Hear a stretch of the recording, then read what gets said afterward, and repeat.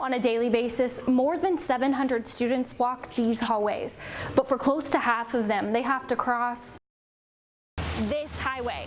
But now the Indiana Department of Transportation and the city are working together to make their trip to school safer.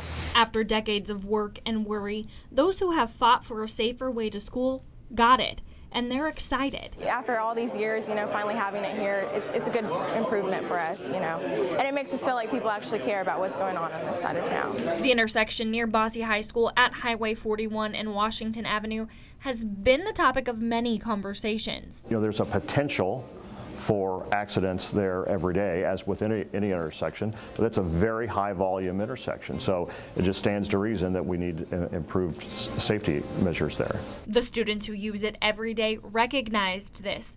That's one reason they stood up and rallied for their safety back in May.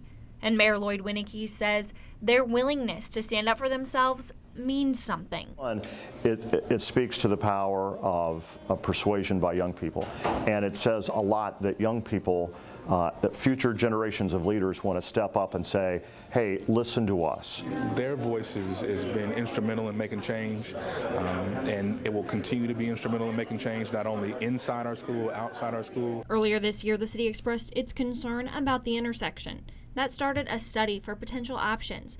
But recently, one of the decision makers got a look at it himself. Governor Holcomb walked that corridor with me a few weeks ago. He saw firsthand how dangerous that could be and understood why we're advocating for what we're advocating for. Their principal, Aaron Huff, says all of the people who worked for this in the past are to thank. A need that's being fulfilled, and a need that's going to make kids really safe as they travel to school. The Indiana Department of Transportation says people should expect a little bit of a traffic change in this area while they're working to get this bridge built.